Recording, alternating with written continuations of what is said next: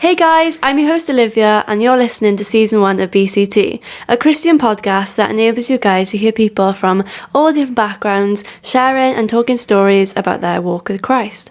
Follow and subscribe so you never miss an episode. Today I'm joined by Laura Oatley. Hi. Hello. Laura. Hi. How are you? I'm good, thank you. The sun is shining when it's been raining all week, so that's great.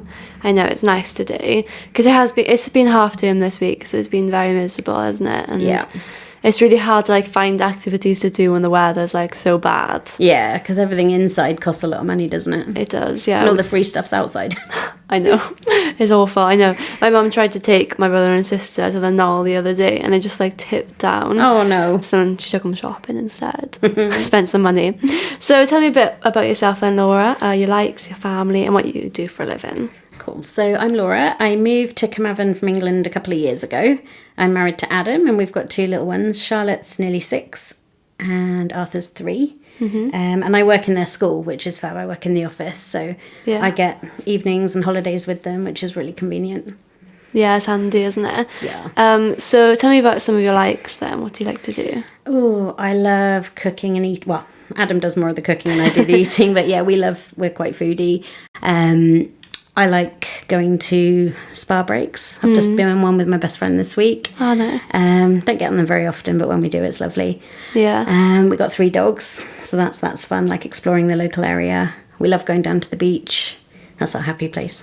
Yeah, nice. And you do like a good musical, don't you? Oh, goodness, yes. Big musical fan, and I'm trying to introduce Charlotte to it now. We're going to see Wicked and 6 after Christmas. Oh, nice. Her first show was Joseph last year.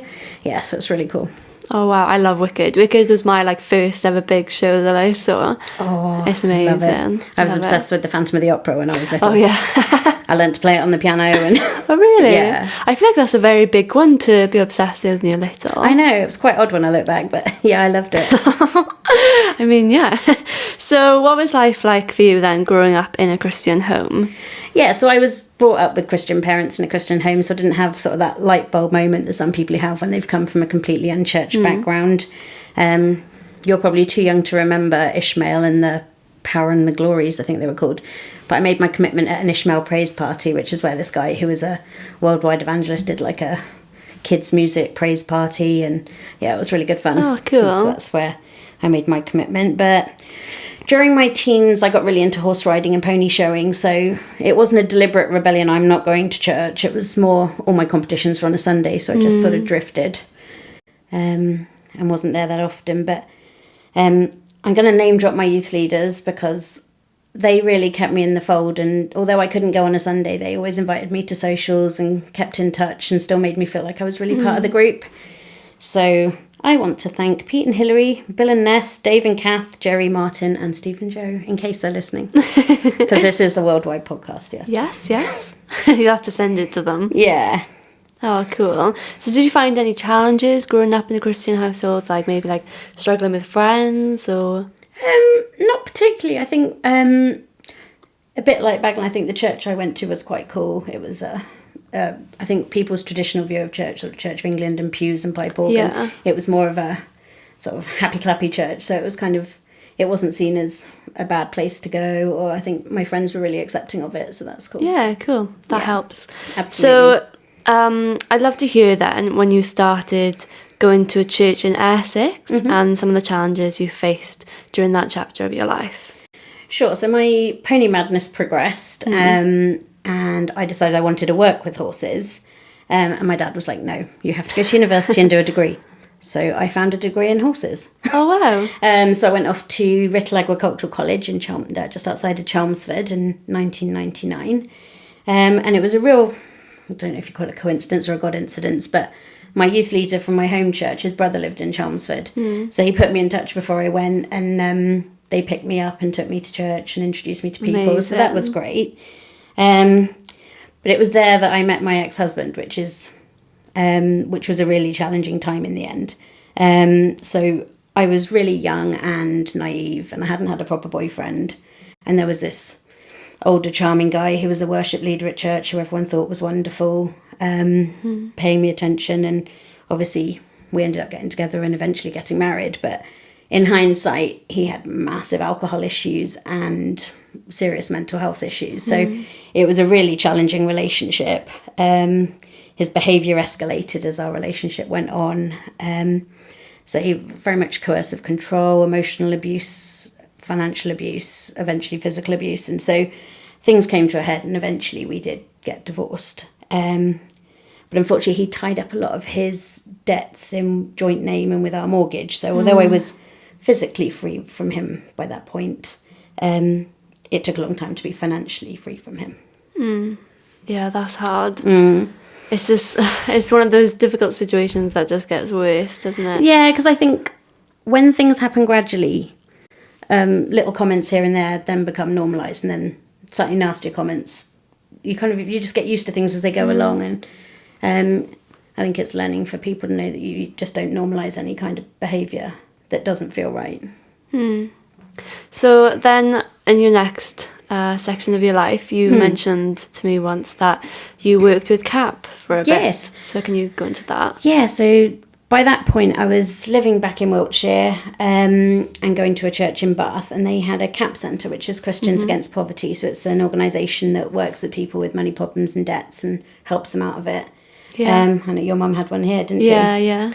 Yeah, so they're absolutely brilliant. And when I was going to this church and I found out about CAP, it transpired that their CAP centre was run by a guy who used to go to my home church, who I was friends with his daughter. So it felt really right that was there at that time. And so I went to them and explained my situation and started working with them. And they really helped me because it was a huge step to admit the depth of my financial problems that I'd been left with. Because I hadn't told anyone. My dad was always one of these ones where I've never been a penny in debt in my entire life, so I was really ashamed to explain. Even though it wasn't my fault that I was in that situation, I had a lot of shame around it and the stigma attached to that. So eventually I did tell my mum, because she knew the guy who ran the CAP centre, and I was like, can you come round when they come round? And they really helped me, but it was the stigma because of the depth of the debt. I did have to declare bankrupt and have my house repossessed.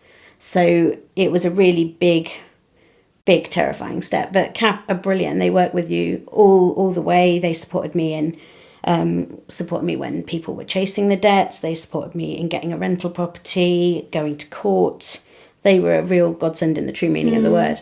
They're absolutely fantastic people, and I'd recommend them to anyone who's got financial problems. Don't be ashamed. Just get the help. Definitely. Yeah. No, I think it's one of those things like a lot of people are ashamed of, aren't they? And because of that, they don't seek for help. So I think it's important to rip that band-aid off and realise that you do need that support and help. Definitely. And I think that's one of the things I'd say relating to, I mean, it's all part of the same umbrella, but people who are having issues with domestic violence or financial problems, I think the earlier you can acknowledge it and try and bring yourself to seek help, it definitely brings you out of the situation in a better shape. Yeah, definitely, I agree.